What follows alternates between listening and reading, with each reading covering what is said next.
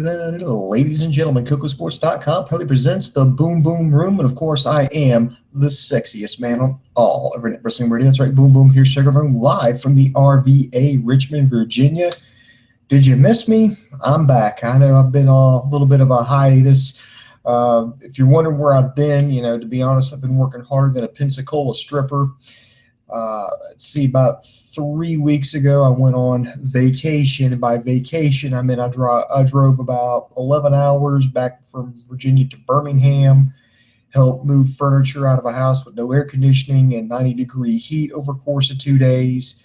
Did get to see my parents and grandparents, but had to drive another 11 hours back here. Then my work schedule changed up. They had me working just crazy schedule and had me working extra days. They had me working doubles a couple times over the past couple of weeks.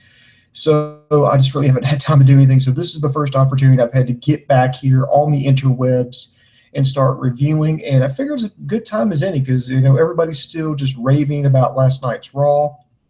And of course, tonight on SmackDown Live, they had a tall order try to overcome that. Do they want to get shown up by Raw? Do they want to try to step it up, try to at least compete? So I'm going to ask you out there, the Internet Infantry, what do you give tonight's show? Do you give it a win, a loss, or a tie? So over here in the chat room, down here in the comment section, let me know what you thought about the show. Do you give it a win, loss, or a tie? I'm personally going to give it a weak tie, and I think maybe that's being just a little generous. It just, I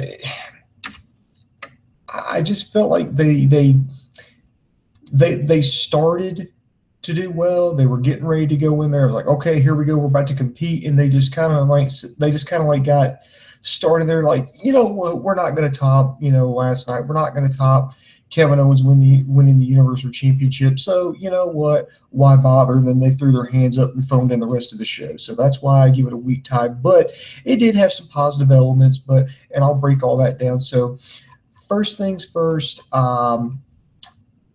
they start out with the footage from Talking Smack, last week. It's actually got more attention on SmackDown than anything they've actually put on TV.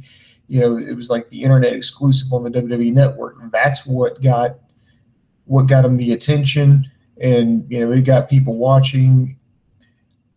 So they played segments of that, and they went live, and they showed Daniel Bryan and Shane McMahon watching the footage. Shane says, "You know what? I think Bryan, I think you owe Miz an apology." And he's like, "Yeah, but it's your management now." And he's like, yeah, maybe I should, but it's kind of, and I'm glad Daniel Bryan said this because I was about to bring it up myself. He says, well, I think it's kind of ironic coming from a guy who has a huge issue with Brock Lesnar right now. And ooh, here we go. So they started the intro. I do like the new set. I do like the different looks of the shows. I do like where they've got the announce table, where they've got the jumbotrons and everything. That looks nice. So they start out with a Miz. He came out there. He was just pissed off. And then he started, and which I actually liked. And he talked about his title reign. He talked about, what, I don't like it when you boo me. You do not boo me. He was just laying into Daniel Bryan, criticizing him over his style, calling him a coward. And he goes, I'm the one who's here, been here day in, day out, been paying my dues for 12 years, and then I'm not a failure, you're a failure, you're cowards, not me. Then Dolph Ziggler, for some reason, comes out there, and he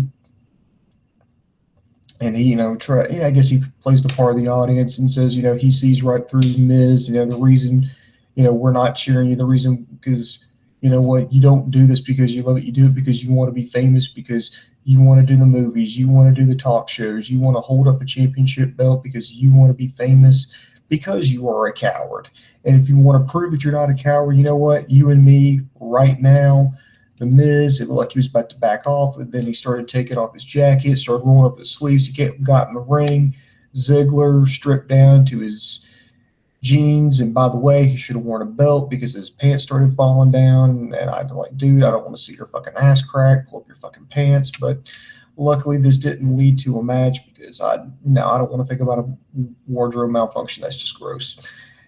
And the Miz backed off. Dolph Ziggler got on the mic and called him a coward. Said, "Oh yeah, you just proved me you're nothing more than a soft, safe little coward." Then Miz got fired up that Maurice was pulling him back, trying to calm him down, get him back to the dressing room. And I was like, oh, wow, man, this was a really good opening. I love how the fact that they tried to capitalize off the Talking Smack event. I like the fact that you had, Dolph Ziggler, there's questions whether or not he was going to turn heel. It looks like he's going to stay face. Maybe this is going to be the next feud. And I tell you, Ziggler, I don't know if I would have put Ziggler in the Intercontinental title spot. Ultimately, that's what it has to go to because he's the Intercontinental Champion, so that has to go up there, or he has to win. And as much as Dave Coco hates non-title matches, I think that's where it's going to have to do. This is going to have to go beyond the Intercontinental Championship, and that way you can have Ziggler get a win and get some of his momentum back. He's got nothing right now. After losing that championship bout against Dean Ambrose, he's got nothing. He's got absolutely nothing. So I really feel like Ziggler needs to get a win. Miz, for the first time, and God, probably since WrestleMania 27, it feels like Miz may actually be relevant again. So I really hope they could capitalize on it. I thought, okay, here we go. They're SmackDown is going to take a dig at Raw. They're going to they're going to try to make a run to say, okay, no, we're the better band. You guys did good on Monday night, but we're going to try to do better. And then the show fell apart after this. We get to I think this is the first round for the SmackDown Tag Team Title Tournament. You had the Hype Bros, Zack Ryder and Mojo Rawley, taking on the Vaudevillains. That's Aiden English and Simon Gotch. I was thoroughly disappointed in this match. Not because, not necessarily because of anything the competitors did. It's just what they didn't do, and it just wasn't have a match. The whole match itself from bell to bell was just under 3 minutes. It looked like, Ryder was taking the beating pretty early on. You had Mojo tag in. Eventually, they hit the Hype Rider on Aiden English and got the pin. 1, 2, 3. The Hype Bros are advancing, and this is a little something. I know what they were doing. They're trying to save some time, and they were hoping nobody paid attention, but I paid attention. Is once Aiden English ate that Hype Rider and got pinned, it's just like as soon as that 3 count in the bell rang and Ryder and Riley, hold up their hands. Like, yeah, with the winners, he rolled the fuck out of the ring. He just stopped selling the fucking Hype Rider, rolled the fuck out, just walked out. It's like, you know what, fuck this. And I kind of don't blame him. I would not be surprised. I'm not saying it's gonna happen, but I would not be surprised if they took the Vaudevillains off TV and repackaged English and Gotch. It probably would not surprise me at this point because I don't think certain people, by certain people I mean Vince McMahon, get the vaudevillain gimmick. They don't get where they're coming from. They don't understand it, and because of that, it's not helping them. But anyway, Charlie Caruso, I hope I'm pronouncing her name correctly, interviewed the Hype Bros. They said it's 1 down, 2 more wins to go, and they're getting hyped. They don't get hyped; they stay hyped and get ready for Backlash. So they advance to the tournament. Then next, AJ Styles walks down the hallway, saying, "Hey, everybody's the face that runs the place," and then bumps into Apollo Crews, and he didn't know who he was, so Crews spelled out his last name, and then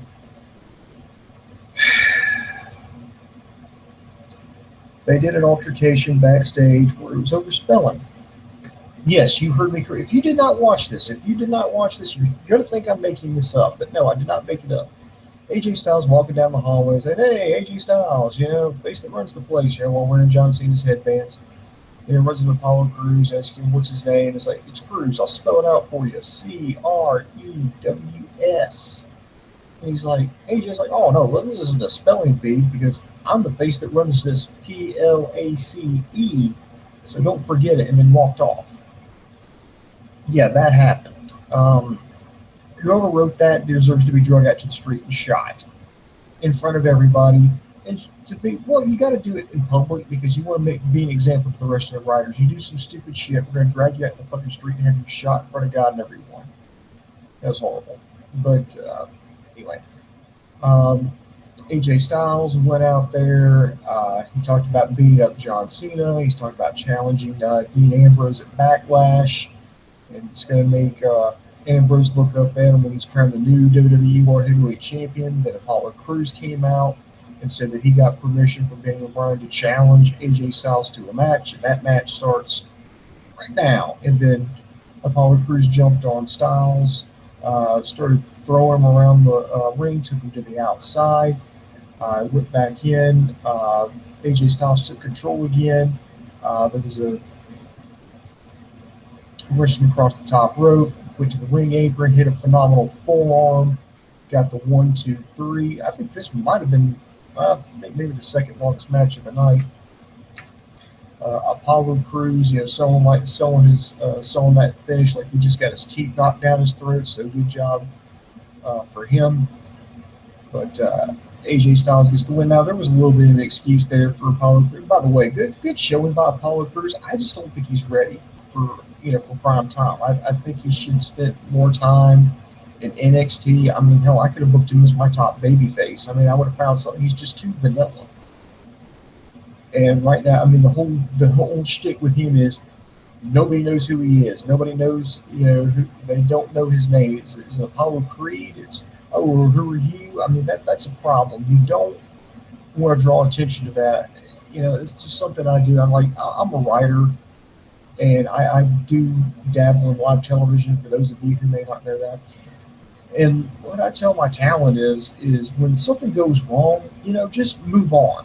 Just don't sit there and acknowledge it. I mean, something's like, oh, it's like, somebody sounded like, oh, sorry about that, we lost. I mean, I had something happen that with me today. It was editor put a wrong clip in, and we had to get out of that clip that went over the air. It wasn't vulgar or anything. It was just the wrong clip. And it's just in my reporter that I had on it, handled it so well. Just said, oh yeah, I'm sorry about that, and then just kept reading the story like nothing happened. We didn't dwell on it. And I really feel like WWE's making that mistake with Apollo Crews. Well, if the whole shtick is nobody knows who he is, they can't remember him, don't point that out. Don't make it seem like, oh, well, this guy's irrelevant, because if the WWE superstars don't care about this guy, then why should you? Because, I mean, that's all they're telling me is, well, the rest of the superstars don't take this guy seriously. Why should I take him seriously? They don't remember his name. Why should I bother to remember his name or what he does or what makes him tick? What does make him tick? Why does he do what he do? And for those of you who was like, oh yeah, well, they did a good documentary, a little profile of him on NXT. Well, how come they haven't re-aired that? Or they haven't put together a new one? They need to do something, or make it memorable enough to remember if they've done it. Anyway, that's just a little nitpick for me. Then they do I guess this was like a pre-recorded thing. They did a vignette, not a vignette, but they did a pre-recorded interview with Heath Slater and Rhino. Renee Young traveled to West Virginia to visit Heath Slater and Rhino. And look, I know it's just wrestling. Look, I know it's just a show. I know it's, comedy. I know it's not meant to be taken seriously. And I don't want to say I was offended by it. I wasn't offended by it. I was just so turned off by it. The whole stereotypical, oh, here's a hick who lives out in a trailer. Here's his fat wife, or they're not refined, so they're serving saltine crackers with sprayed cheese and Vienna sausages, or we got an above ground swimming pool, and our kids are out back picking up cans and bottles, and I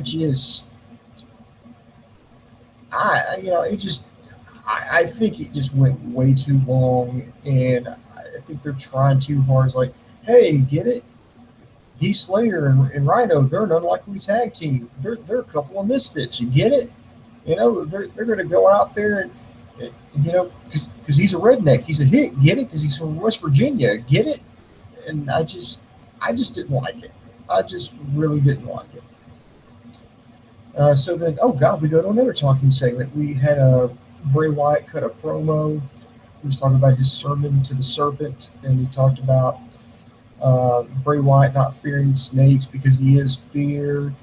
He's talked about, you know, you're sick. That's what I like about you. You've got venom going through your vein. You know, you think of yourself as a unflawed, untouchable, but you know, you went in this match against Brock Lesnar. You came out damaged. And this, you know, Randy Orton came out there and said, you know, basically kind of showing they respected each other in a sick, morbid kind of way.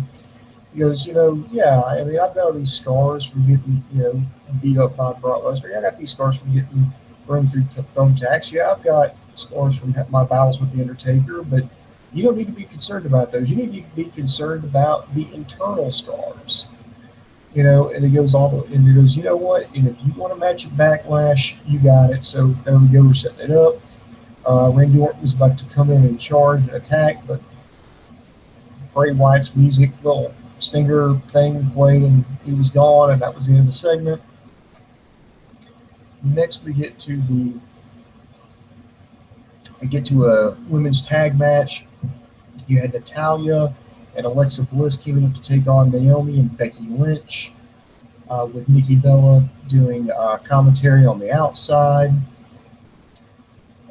This was okay. I think it was a pretty decent match, but it violated one of my pet peeves here. Okay, I like Natalya. I love Alexa Bliss. By the way, props to Alexa Bliss, letting both ass cheeks just hang out. I mean, hey, I say if you got it, flaunt it. She's got it. She wears those tights that are just a little too tight, a little too high for her little rear end, and it's. I like Becky Lynch, even though that woman needs a win to say, oh my God, she needs something. Because right now, I mean, yeah, she's getting a few scrap wins here and there, but of all the four horsewomen, people think Bayley got screwed because she wasn't called up with the Divas Revolution. No. Becky Lynch has been screwed over by like 100 fucking miles because Becky Lynch never won the NXT Women's Championship. Becky Lynch I don't think she's even sniffed the Divas nor the new Women's Championship. I mean, she's been played for a fool. She's lost when it just comes to the clutch. I mean, she lost her feud against Natalya. So, yeah, I think she's been hosed thoroughly. I think she's personally, I think she's the one who should have turned heel instead of Carmella, and I'll get to that in a second. Naomi, I do kind of like the new dancing thing going to the ring with all the, you know, the black lights and stuff, because, you know, black lights were cool to me too, you know, when I was in college. But not now. I mean, it's just, I don't necessarily mind it. I just don't like that shit in her fucking hair. I don't know how the hell they talked her into that. It's like, hey, Naomi, yeah, we want you to do a new intro. Oh, okay, we've remixed your music. Okay, that sounds good. So, you like to dance. You know, you were an Orlando Magic dancer back in the day. You danced. I was like, oh yeah, we can do it under black lights. Oh, okay, even better. You know, just show off everything. Oh, okay. Yeah, can you put some shit in your hair so it glows with the black lights? What? And she went along with it. Anyway, not too much to this match. You had Natalya. She had control of Naomi for most of the match. There's a few hot tags. Bliss comes in. Carmella came out of nowhere and just beat the shit out of Nikki Bella.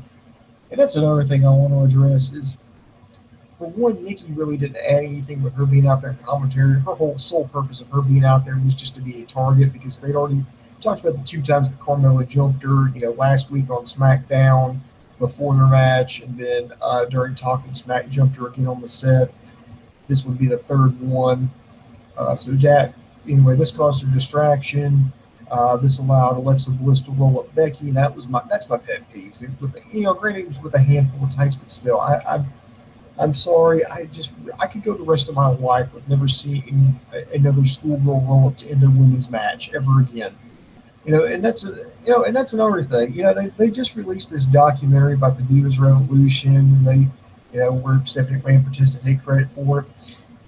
And they bring all the they pretty much bring all the female talent in, and they talk. Really, you need to credit. You got to credit the four horsewomen. The four horsewomen only. They're the ones who brought the fucking revolution.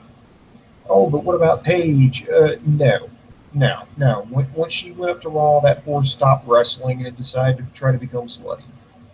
Well, what about Emma? Yeah, once she found. Oh yeah, they brought her up there. Her thing was, she was kind of sort of friends with Santino Marella, and he had googly eyes for her, and they danced around a little bit with each other. But once he got hurt and had to retire, she had nothing to do, so they sent her back, and that's when she got her mojo back. Well, I thought it went better. Got her groove back. No, it was just these. I mean, they criticize, oh, well, women back in the day, back during the Attitude Era, they were supposed to do they did like the lumberjill matches where there was like in a mud pit, and they would do pillow fights. And how the hell is this any different?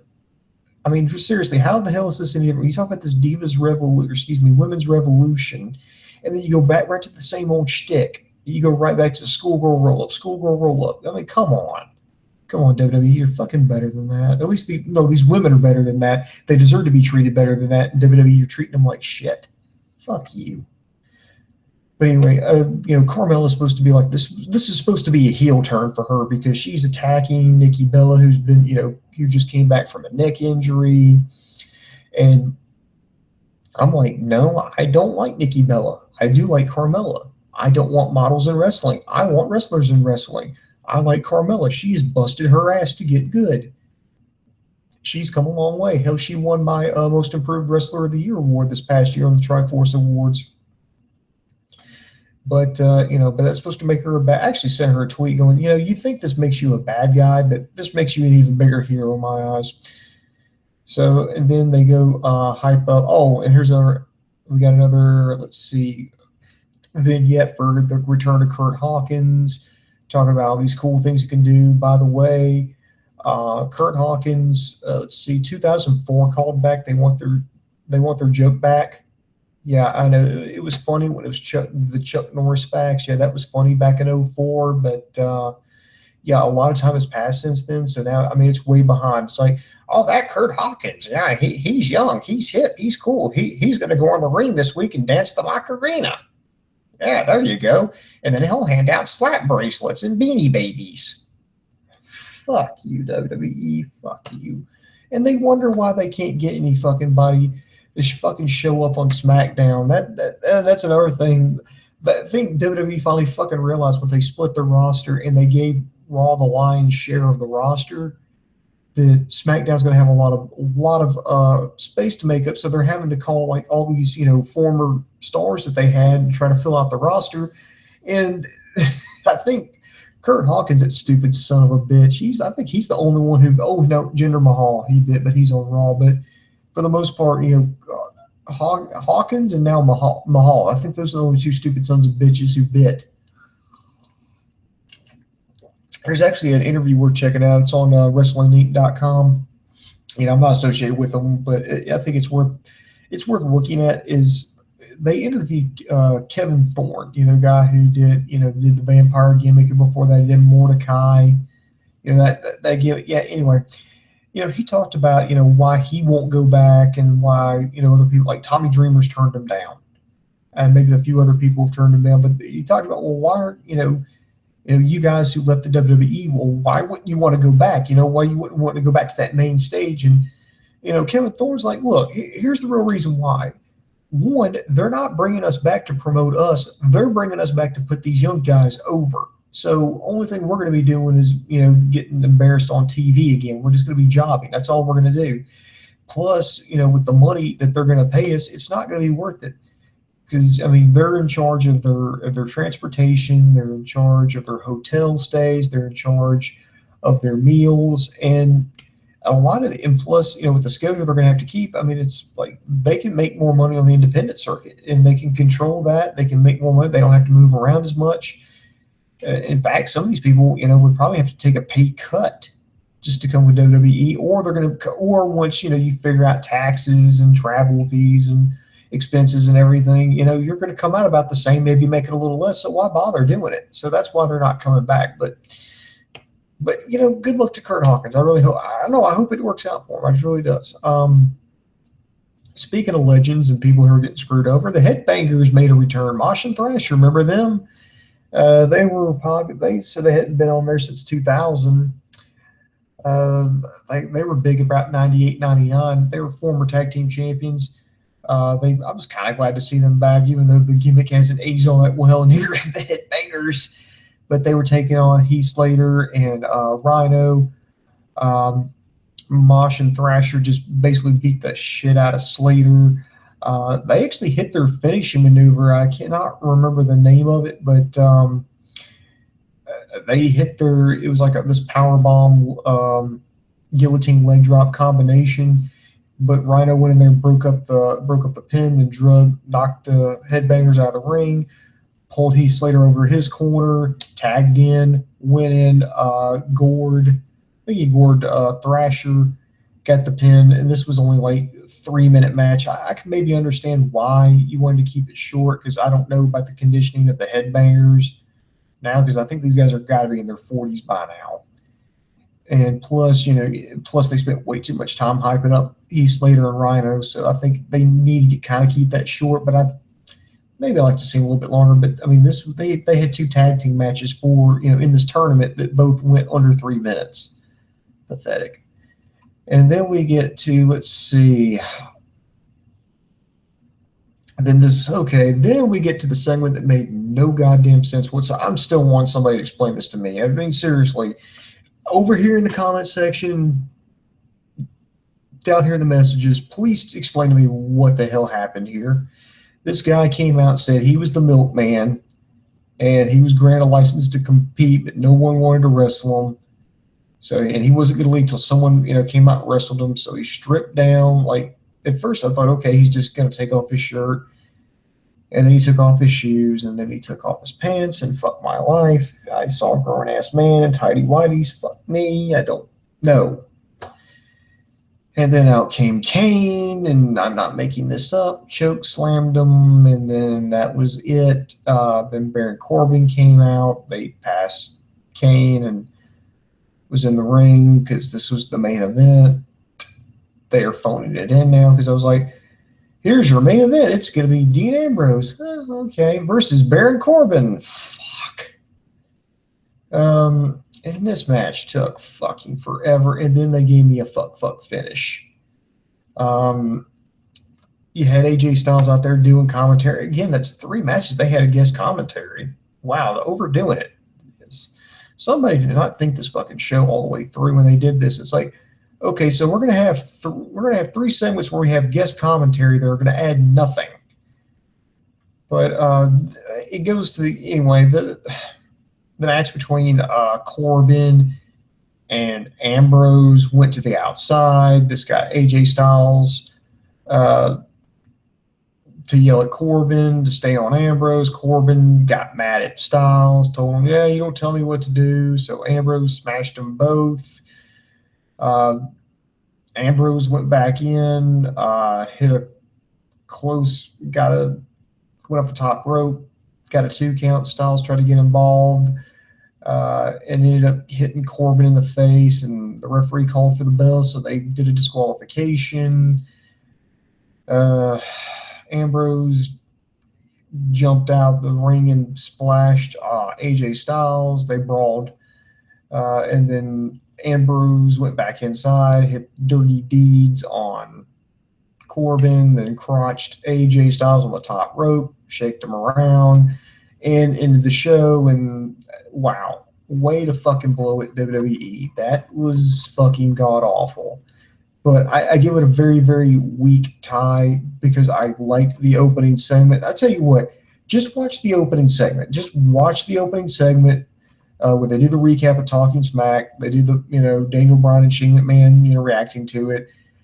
Then the Miz going out to the ring with Maurice, cutting a promo, Dolph Ziggler interrupting it, and then they run off and nothing happens about this. They don't follow up on it.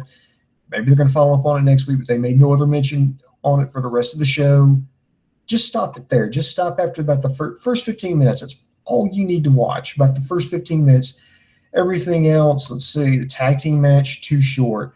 AJ Styles, Apollo Crews, decent match, but no steam, no nothing behind it.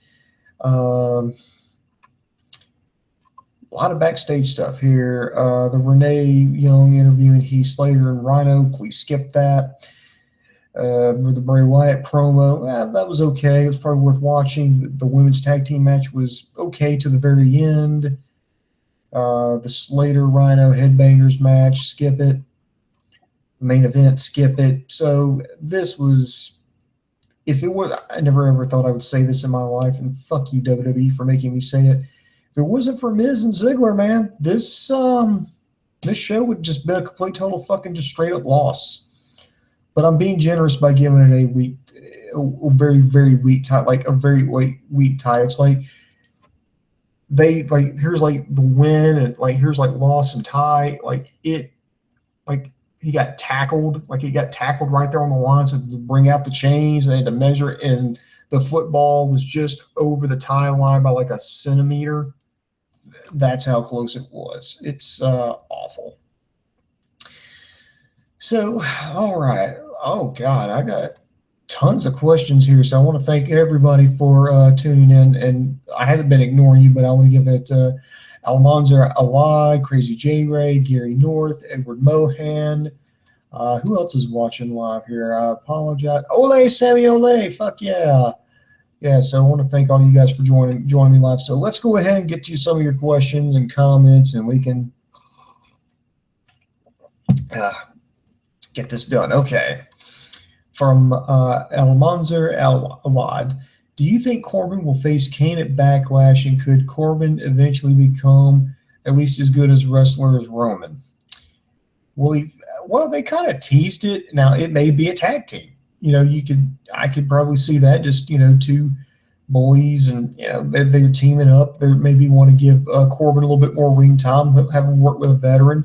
Or you're right, it could be a feud. As far as Backlash, no, because I just they don't have enough time to sell it. And I think maybe it's something they're teasing for down the line. Maybe Survivor Series, but I just don't see that happening, at least not right now.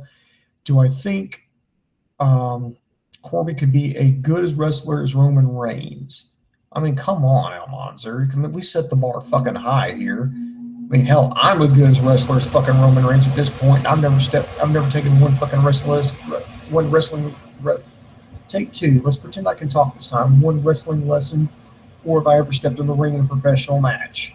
So, how many more wrestlers do you think will join the cruiserweight division, and who would you sign?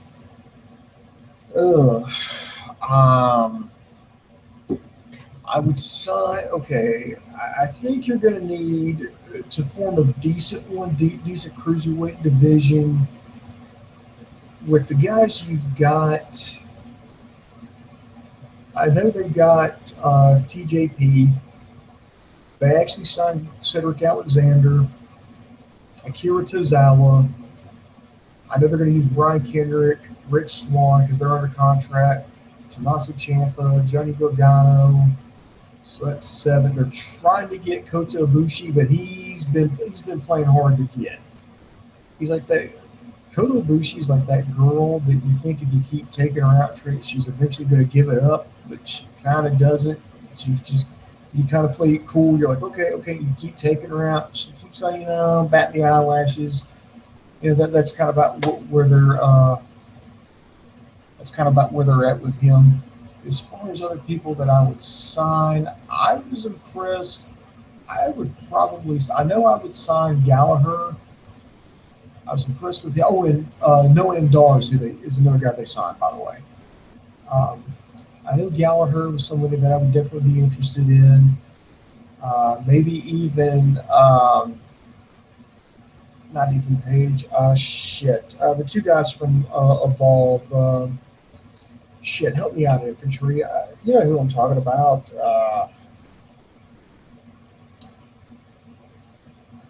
I'm going to think of it in a second. Both the guys in Catch Point. Fuck, I can't think of their name right now. But those two guys, I would sign. Maybe if I was trying to. Oh, and they've also hired Grand Metalik. Got him. I think Lindsay Dorado would be a good one. I'd probably bring back DeMac. Who else? Who else? I think. I don't know. I don't think who won is somebody they're courting. But I don't know. No, but I think those are some of the guys that I would hire. So I hope that kind of answers your question there. And what was the deal with the milkman dude? I have no idea, Crazy J Ray. If you could fucking somebody try to explain that shit to me. I have no clue what the hell just happened. Edward Mohan saying it was to start shit between Kane and Corbin. There's different ways you could have done that other than making a grown man strip down to tidy whities and choke slamming them.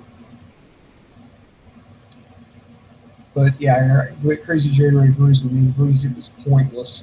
I do think. I mean, there's different ways you can do this shit. I mean, just book them in a match with each other, and you can start a feud off of that. It seems like a random match. And, these two, who's the biggest bully in the schoolyard? Here's the old bully versus the new bully. Then let's see what happens. And then it can just expand from there and get bigger and escalate. That's all you got. I mean, that's the simplest way to do it. The headbangers didn't look too bad. No, they didn't. It was just it was short, but I think that probably needed to happen. They were no hinders of Carmella, which I'm glad. Could they do something else besides using the Milkman dude? Because we may never see the Milkman dude again. I hope we don't. Why did Naomi and Becky go to Nikki? They were opponents at SummerSlam because fucking wrestling. That's why. And fuck logic. Actually, I'm going to go back to my own catchphrase. Because fuck logic. That's why. So there's your answer, Edward. Because fuck logic. That's why. Ole Sammy Ole, he's giving a thumbs down for SmackDown. I agree with you. They hyped up Miz and Miz versus Bryan and gave us nothing tonight. I agree, man. And so does Edward Mohan. The lecture that Shane gave Daniel Bryan was bullshit. I agree, and Daniel Bryan called him out on that. So I think that was well placed. So nobody got the Milkman joke? No, please enlighten me, Sammy Ole. Please. Okay, according to him, he's saying AWA on ESPN era 1989 to 1990-ish. Look up Jake Milliman, who looks like Daniel Bryan. Okay. Audience is too young to get the joke. Oh, yeah, I mean, shit. Back in 89, I was, 7, maybe 8 years old. Back in 89. Yeah, and it usually helps if somebody gets the joke. You can't go over. Somebody has to get it for it to be funny. This that's Dave Coco. He laughs at all his shit without telling anybody. Wow, I hated Dolph Ziggler segment, but I like the Heath at home one. Still a host for the show. Chauncey Bullock's in the house, y'all. He says Dolph Ziggler versus The Miz. # beat up The Miz. Oh, yeah. Crazy Jagger, is it sad to find the show that came on after SmackDown mere entertaining? More entertaining. I replaced the I with an O, and there we go. Is it sad that I found the show that came on after SmackDown more entertaining? No, sir. No, that's actually quite fine. All right. So. All right, I'll kind of keep monitor on everything. I'm going to kind of get you guys updated on some news. Of course, the breaking news we got coming out tonight is apparently it looks like Alberto Del Rio is done with WWE. There's some controversy surrounding this. Is the fact that he was exercising his out clause in the contract that he signed this time last year in 2015, and he let them know I think it was 60 days out, but. He just happened to flunk a drug test to get suspended for the last 30 days. So apparently he's done.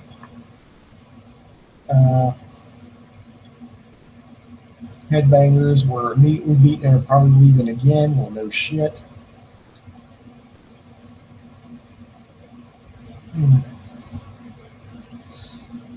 And looking around here. Oh, and Ring of Honor is introducing some trios championships. So.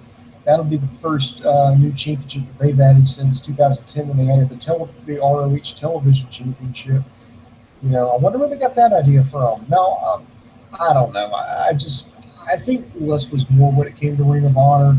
I guess it kind of makes sense to add like a trios, like a six-man tag team championship, more so than another singles championship. Because because it was always looking weird. Because like I guess maybe they're taking cues from New Japan because New Japan has titles for everything. I mean they got the never openweight six-man championship. You've got the junior tag team champions, the heavyweight tag team champions.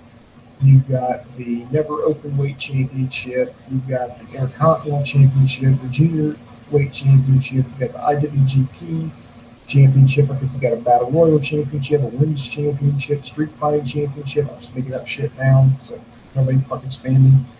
And there in Ring of Honor, they had three. They had the tag team, television, and ROH World. That was it. And I was kind of wondering, well, why would they do this? And I don't think they really got the roster for this because I mean, they had the Cabinet, they had Bullet Club, and they were going to put Kamitachi in with the Addiction, but that was it. It was like, who the fuck else are they going to get? And then they said, oh no, we're going to be bringing in some guys from New Japan and CMLL. I was like, okay, that makes a little bit more sense now.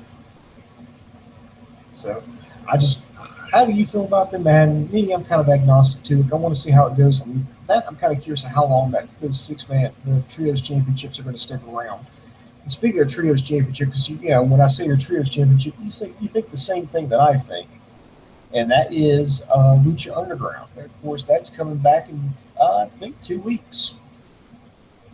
2 weeks, man. And guess who found out? Just got the El Rey Network. I don't know how long I've had it. I don't know if it was something new, but I knew I was messing around, and primarily I like if my channel surface down the HD tier, but one day I went the wrong way and I went up, and I went to like the standard definition channels, and I saw like this little file. I was like, whoa, back up, let me see what that. I was like, holy shit, I got the El Rey Network. So guess what stupid son of a bitch is going to be watching the El Rey Network live? This guy, yeah. Go watch me some Lucha Underground as it happens, and I know it doesn't really count because I'm not like a Nielsen guy because I don't have a diary, nor do I have like a meter for them to measure, but I'll be with them in spirit. So I'm gonna enjoy watching Lucha Underground. Oh, and by the way, I don't know if y'all realize this or not, but I want you to know that this upcoming Monday, the 5th, September 5th, that's going to be the 20th anniversary of the start of the NWO because it was Labor Day weekend back in 1996, man. It's hard to believe, man, but it's been 20 years ago, guys. 20 years ago, Scott Hall crashed Monday Night Raw. It just shocked everybody. They thought it was like a real war. They thought it was something. I remember I got back to school. I got back to school like the next day. I mean, on that Tuesday, we were out for Labor Day, but we came back on school on Tuesday, and that's all. Like I happened to miss it because I think it was at a barbecue that day. So and it wasn't possible. It wasn't like a big deal to miss like a Monday Night Raw or a Monday Nitro on a holiday. And sure enough, boom, right there. That's all they were talking about. And this is back before DVR. This is back before the internet was what it is now. So I had to wait a whole another week to kind of see like the clip from last week to see what happened, and sure enough, there's boom, and then Kevin Nash pops up. So man, can you believe it? It's been 20 years ago, bro. 20 fucking years, dude. I'm getting fucking old. All right, let's see. A few more questions here that I'm going to call it a night. Let's see, the show, this is from Crazy J Ray. The show, I'm going to have a former ROH and former NXT going against one another. What are you talking about, Crazy J Ray? I have no idea what you're talking about. LA Simulate, I just want to see Kamitachi versus Dragon Lee on ROH TV. Okay. Chauncey Bullock, John Cena lost to AJ Styles at SummerSlam. # beat up John Cena. I agree. Drew Adler versus Corey Hollis. Oh, Corey Hollis. Yeah, I think he showed up on. I know who Corey Hollis is. Yeah, he showed up on NXT a few times. I'm not familiar with Drew Adler, but anyway. Well, I think that's going to do it for me. So I want to tell everybody in the meantime, be sure to like, subscribe to us on YouTube, Facebook, and Twitter. I don't know if you checked it out, but you should. My compadre there, Sammy Sinister, he reviewed Monday Night Raw in his latest edition of Sammy's Slaughterhouse. Of course, I'm doing SmackDown. Tomorrow we hope to have a NXT review, a Cruiserweight Classic review. I'm hoping LK is going to get a Impact review in. I'm going to see if I can start working some ROH reviews back in now that they're done with Death Before Dishonor. See, no pay-per-view this weekend, but it's oddly enough, this pay-per-view Backlash is in my neck of the woods. It's in Richmond, but I don't think I'm going to get to go because I got to work that weekend. And it's what I would have to do is sacrifice a shit ton of sleep to go see that because it's on a Sunday night. So I would have to go home and try to catch a nap, get up, go to the event, get back, grab another nap, then get back up and go back to work. So I don't know if I can do that. I don't have tickets. So hopefully I can get, I don't know, but don't know if I can, I don't know if I can go to Backlash when it comes here to Richmond in a week from Sunday. So anyway, okay, one last check. All right, so that's going to do it for me. So this is Booms for LK, Coco, and Sammy saying the boom just went bang, and I am out.